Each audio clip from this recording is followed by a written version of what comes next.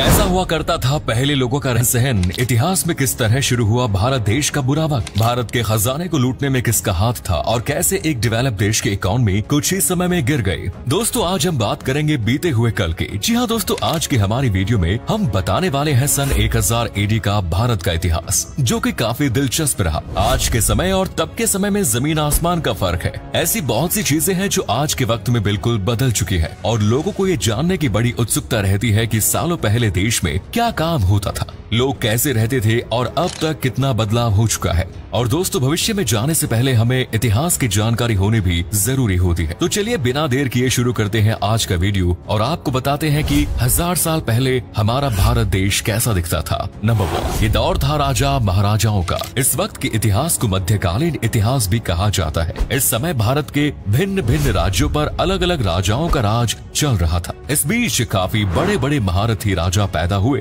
जिन्होंने भारत के विकास में भी काफी योगदान दिया। लेकिन इस समय दूसरे देशों से भी लोग भारत पर कब्जा करने के लिए कई बार हमला कर चुके थे। राजाओं के बीच युद्ध हुआ करते थे। इस वक्त देश में पल्लव राजवंश, चोल राजवंश, चाणक्य, पांड्या, राष्ट्रकूटा शक्तियां शासन कर रही थी। नंबर 2, आज के वक्त में तो भारत कई हिस्सों में बंट चुका है, इसलिए आज के मुकाबले में उस वक्त भारत देश का क्षेत्र बहुत बड़ा हुआ करता था। लेकिन फिर भी लोग कुछ राज्य तक की सीमा से ही वाकिफ थे, क्योंकि उस समय यात्रा के लिए कोई वाहन उपलब्ध नहीं था। एक जगह से दूसरी जगह में पहुंचने के लिए घोड़ा गाड़ी से या पैदल चलकर ही जाना पड़ता था। इस तरह से एक गांव से दूसरे गांव तक जाने में भी कई दिन लग जाया करते थे।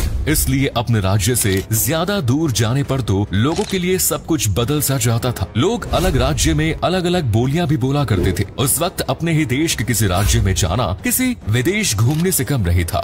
नंबर 3, औद्योगिक विकास की बात करें तो इसमें चीन हमेशा से ही आगे रहा है। जहां अब तक किसी भी देश में कोई फैक्ट्री नहीं बनी थी, वहीं दूसरी ओर चीन ने एक भट्टी बनाकर तैयार रखी थी जो तरह तरह के बर्तन बनाने में काम आती थी। और हमारा भारत भी शुरू से ही खेती पर निर्भर रहा है और इसके द्वारा ही तरक्की की है। भारत देश में उस वक्त मसालों और अनाज की फसलों का उत्पादन किया जाता था और इसको ही अलग अलग देशों में बेचा करता था, जो कि भारत की GDP का 30% हिस्सा था और चीन का 25% और यूरोप का 11% अर्न करता था। उस समय भी सबसे ज्यादा पॉपुलेशन भारत और चीन में हुआ करती थी। नंबर 4, शहर और गांव। उस वक्त गांव के पास में ही छोटे छोटे बाजार हुआ करते थे जिनमें लोग फल, सब्जी, मसाले, बर्तन, धातु, कपड़े आदि जैसी वस्तुएं बेचा करते थे। कमाल की बात यह है कि ये सारा सामान लोग अपने हाथों से ही बनाया करते थे, जबकि इस वक्त ऐसे बहुत से रोजगार है जिनका काम अब फैक्ट्रीज में मशीनों द्वारा किया जाता है। लेकिन उस वक्त की लोगों द्वारा की गई कारीगरी आज के समय में भी सबसे बेहतरीन है। उस वक्त की कलाकृतियों की तारीफ आज के समय में भी हुआ करती है। उस समय गांव ज्यादा हुआ करते थे और 90% लोग गांव में ही रहते थे, जबकि 10% लोग शहरी इलाकों में रहा करते थे। गांव में पानी के लिए तालाब बनाए जाते थे और लोग पानी के लिए बारिश पर भी निर्भर रहते थे। भारत में सबसे ज्यादा हिंदू धर्म से जुड़े लोग रहा करते थे, इसलिए हर जगह छोटे छोटे मंदिर देखने को मिलते थे। नंबर 5, इस वक्त में लोगों के घर और महल मिट्टी, चूना, लकड़ी और हाथ से बनाई गई ईंट से बने होते थे। उस वक्त लोगों के घर आज के बनाए गए सीमेंट वाले घरों से भी ज्यादा मजबूत हुआ करते थे और सालों तक टिके रहते थे। पहले के बनाए हुए घर 500 साल तक चलते थे, जबकि आज के बनाए हुए घर 10 साल तक भी ठीक से नहीं चल पाते। इसीलिए आज भी ऐसी कई इमारतें हैं जो बिल्कुल सही सलामत और मजबूत भी हैं। नंबर 6, दोस्तों आपको बता दें कि 1000 ईस्वी में मुद्रा यानी पैसों का कोई चलन नहीं हुआ करता था। लोग वस्तुओं का आदान प्रदान किया करते थे, जिसे वस्तु विनिमय प्रणाली भी कहा जाता है। इसमें लोग एक वस्तु के बदले दूसरी वस्तु लिया करते थे। इसमें किसी भी तरह की मुद्रा का कोई इस्तेमाल नहीं किया जाता था, लेकिन इसके कारण उन लोगों को बहुत सी दिक्कतों का सामना भी करना पड़ता था, क्योंकि कभी कभी लोगों को अपने सामान की सही कीमत नहीं मिल पाती थी, तो कभी सही ग्राहक नहीं मिल पाता था। नंबर 7, उस वक्त के व्यापार की बात करें तो आज के मुकाबले में उस वक्त बहुत कम ही रोजगार हुआ करते थे। आजकल तो लोगों के पास उनके करियर के हजारों ऑप्शंस मिल जाते हैं, लेकिन उस वक्त लोगों के लिए कुछ गिने चुने काम ही हुआ करते थे। पहले के समय में लोग ज्यादातर लोहार, कुम्हार, खेती और मजदूरी करके अपना घर चलाते थे, लेकिन कुछ लोग अपने परिवार के व्यापार को भी बढ़ाया करते थे।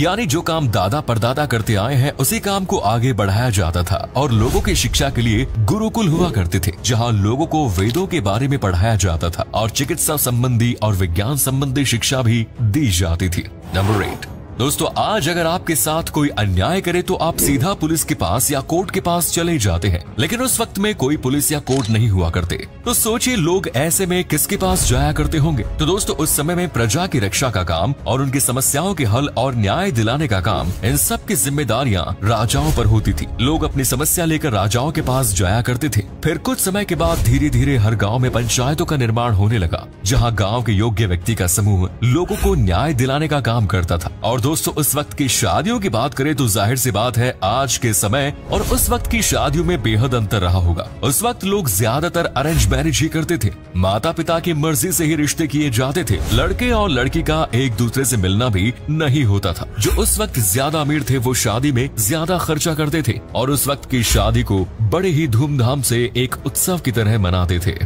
नंबर 9। दोस्तों अब तक जितना इस वीडियो में बताया गया है उस वक्त लोगों की जिंदगी इतनी आसान नहीं रही। हालांकि देखने में लगता है, मगर असल में वो दौर भी लोगों के लिए मुश्किल भरा था।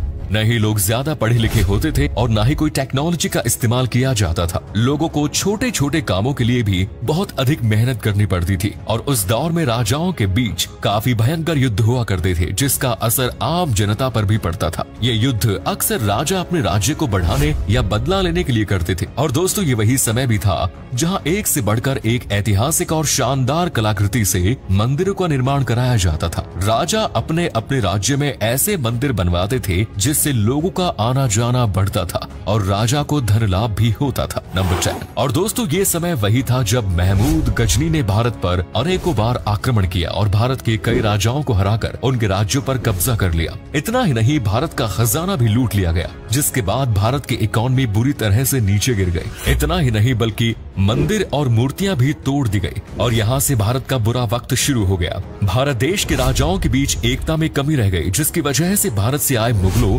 और ब्रिटिश सरकार भारत देश पर कब्जा करती चली गई। दोस्तों आपको क्या लगता है इसमें किसका दोष था? कमेंट्स में जरूर बताएं। धन्यवाद।